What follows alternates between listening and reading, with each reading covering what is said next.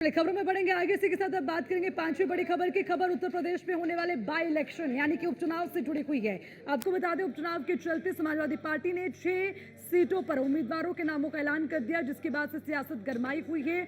और उधर बीजेपी की ओर से दिल्ली में उपचुनाव को लेकर ही एक महत्वपूर्ण बैठक की गई, जिसमें लोकसभा चुनाव में आए चुनाव परिणाम और उसी के साथ यूपी में होने वाले इलेक्शन को लेकर लगातार चर्चा हुई है। और इस बैठक के भी कई मायने हैं।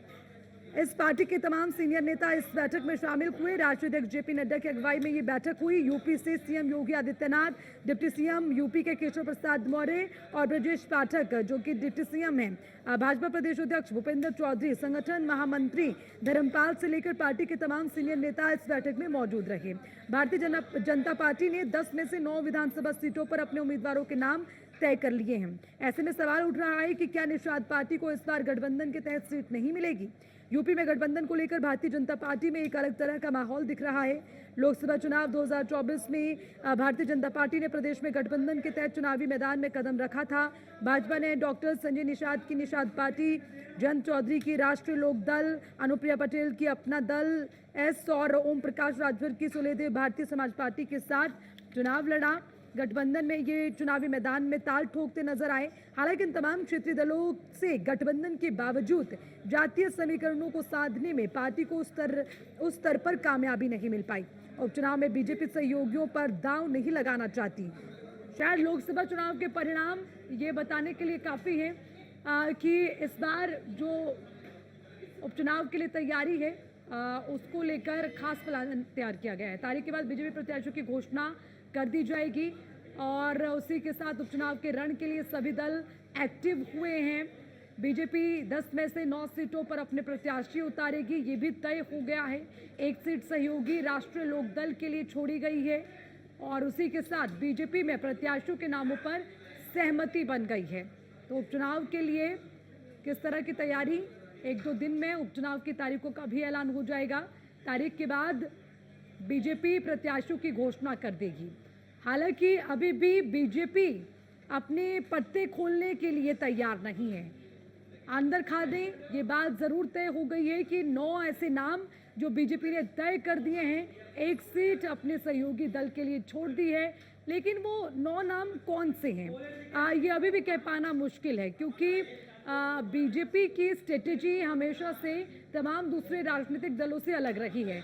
तो इस बार भी बाई इलेक्शन में कुछ ऐसा ही देखने को मिलेगा। हालांकि समाजवादी पार्टी ने अपने 6 उम्मीदवारों के नाम की घोषणा कर दी है, लेकिन बीजेपी अभी भी तारीखों के ऐलान का इंतजार कर रही है। बाई इलेक्शन को लेकर जैसे ही तारीखों का ऐलान हो जाता है तो उसके बाद उपचुनाव के लिए रण में कौन होंगे बीजेपी के दावेदार, उस पर भी तस्वीर साफ होती नजर आएगी।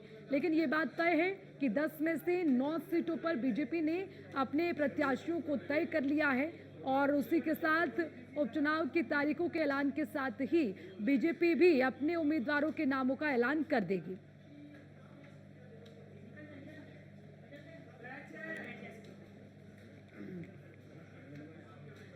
और इसी खबर पर ज्यादा जानकारी के साथ हमारे संवाददाता एसके वाजपेयी हमारे साथ जुड़ गए हैं। एसके वाजपेयी, आपसे समझना चाहेंगे, देखिए पिछले दिनों बीजेपी की ओर से बैठक हुई, मुख्यमंत्री योगी आदित्यनाथ, दोनों डिप्टी सीएम, जेपी नड्डा, तमाम बड़े नेता मंत्री इस बैठक में मौजूद रहे।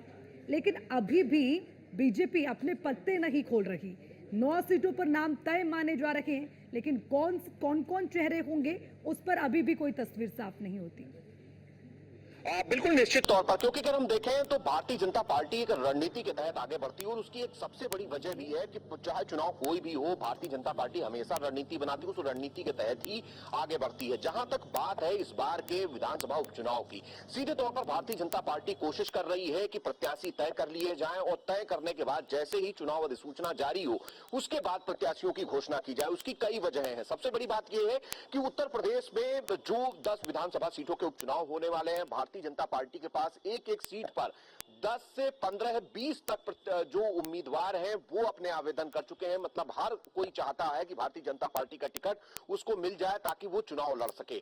तो जाहिर सी बात है कि भारतीय जनता पार्टी अगर समय से पहले टिकट घोषित करेगी तो कहीं ना कहीं उन नेताओं में भी फूट हो सकती है, ताकि वो भारतीय जनता पार्टी को नुकसान न पहुंचा सके और ऐन मौके पर ही भारतीय जनता पार्टी उनका टिकट घोषित करे। ये एक पहली वजह है। इस वजह से इतने मंथन के बाद भी भारतीय जनता पार्टी ने सीटों पर प्रत्याशी तो फाइनल किए, लेकिन उनके नाम अभी जारी नहीं किए हैं। स्पष्ट तौर पर कहा है कि नाम तब जारी किए जाएंगे जब अधिसूचना जारी हो जाएगी। दूसरी एक बड़ी वजह है कि भारतीय जनता पार्टी हमेशा जो क्षेत्रीय जातीय समीकरण है उनको बिठाती है। उसके अलावा विपक्ष के उम्मीदवार कौन हो सकते हैं, उनके सामने किस उम्मीदवार को उतारना भारतीय जनता पार्टी के लिए मुफीद होगा, ये बहुत सारी चीजें ध्यान में रखकर ही बीजेपी मैदान में प्रत्याशियों को उतारती है। दूसरे की भारतीय जनता पार्टी के जो सहयोगी दल है, चाहे वो निषाद पार्टी हो, चाहे वो अपना दल हो, या उसके अलावा सुहेलदेव भारतीय समाज पार्टी हो, या फिर राष्ट्रीय लोक दल, ये सभी चाहते हैं कि भारतीय जनता पार्टी को इस विधानसभा उपचुनाव में वो साथ लें या उनको कुछ सीटें दें। हालांकि भारतीय जनता पार्टी ने आरएलडी को एक सीट देने की घोषणा जरूर की है, लेकिन बाकी दलों को लेकर अभी कुछ तय नहीं है। यही एक वजह है कि भारतीय जनता पार्टी ने अपने प्रत्यय नहीं खोले हैं और अपने प्रत्याशियों की घोषणा आधिकारिक तौर पर अभी तक नहीं की है। और संभवतः जैसे ही अधिसूचना जारी होगी, भारतीय जनता पार्टी अपने प्रत्याशियों को घोषित करेगी। तो सीधे तौर पर बीजेपी एसपी लगातार वाजपेयी, एक रणनीति। ठीक है, बहुत बहुत शुक्रिया आपका इस खबर पर तमाम जानकारी के लिए।